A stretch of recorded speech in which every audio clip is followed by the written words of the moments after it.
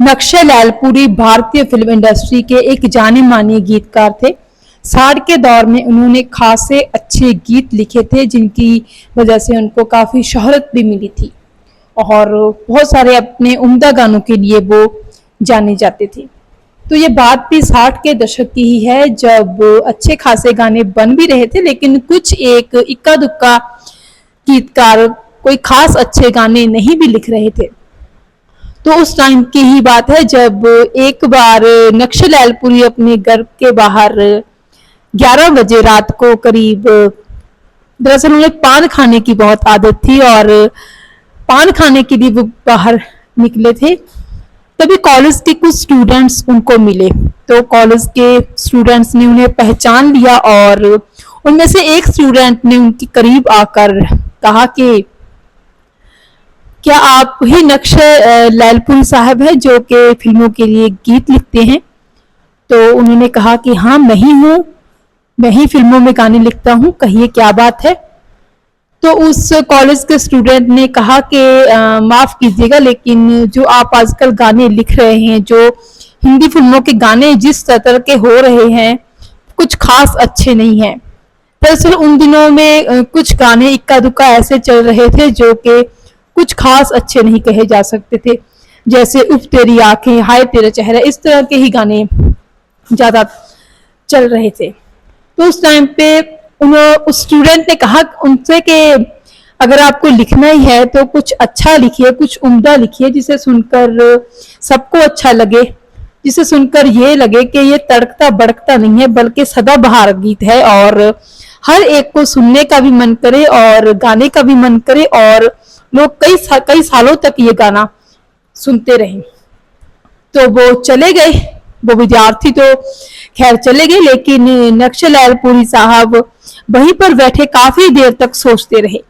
उन्होंने सोचा कि अगर ये स्टूडेंट हैं, ये आजकल के बच्चे हैं, इनको भी पता है सही गलत का, अच्छे बुरे का, कि कौन सा गाना अच्छा है और कौन सा नहीं, तो वो तो गीतकार है, उनको तो गाने की चुनाव में थोड़ा सुचेत रहना ही होगा। और दरअसल उस दिन उनको एक गाना लिखना था, दूसरे दिन उन्होंने एक फिल्म के लिए गाना लिखना था, देना था प्रोड्यूसर को, संगीतकार को।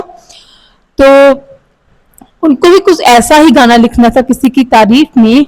तो वो सोच में पड़ गए कि अब अगर लिखना ही है तो सिर्फ कुछ भी लिखकर नहीं गुजारा हो सकता, बल्कि कुछ अच्छा ही लिखना पड़ेगा, क्योंकि अब तो उन्हें पता चल गया था कि नौजवान वर्ग भी गानों के प्रति, संगीत के प्रति, म्यूजिक के प्रति सुचेत है, तो ऐसे टाइम नहीं चलेगा।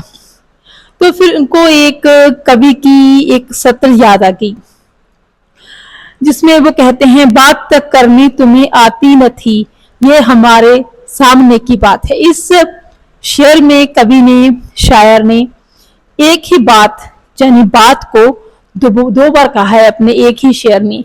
तो उन्होंने सोचा कि कुछ ऐसा नया एक्सपेरिमेंट किया जाए, कुछ नई बात की जाए जिसमें एक सी लफ्ज को 2 बार कहा जाए और उसके मायने भी अलग अलग हो।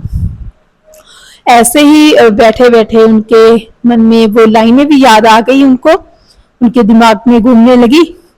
फिर वो लाइनों को लेकर ही उन्होंने वो गीत लिखा जो कि फिल्म बनी थी इंसाफ का मंदिर। 1969 में ये फिल्म आई थी और इस फिल्म में संजीव कुमार ने अहम भूमिका निभाई थी।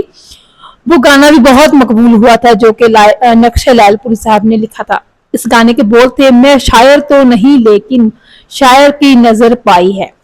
इस गीत को मोहम्मद रफी साहब ने अपनी आवाज में गाया था और ये गाना उस टाइम पे बहुत ज्यादा मकबूल हुआ था। तो देखिए, एक गीतकार को इंस्पिरेशन मिलनी होती है, मोटिवेशन मिलनी होती है, और वो मोटिवेशन कहीं से भी राइटर को, किसी भी वर्ग के, किसी भी उम्र के इंसान से मिल जाती है। और नक्शे लालपुरी साहब को वो इंस्पिरेशन नौजवान विद्यार्थी से मिली और जिसकी वजह से उन्होंने गानों के अपने लेवल को और ऊंचा किया और अच्छे अच्छे गाने लिखे। बहरहाल अगर आपने ये गाना नहीं सुना तो जरूर सुनिएगा, क्योंकि गाना सचमुच बेहतरीन है और फिल्म भी बहुत ही ज्यादा देखने योग्य है। धन्यवाद।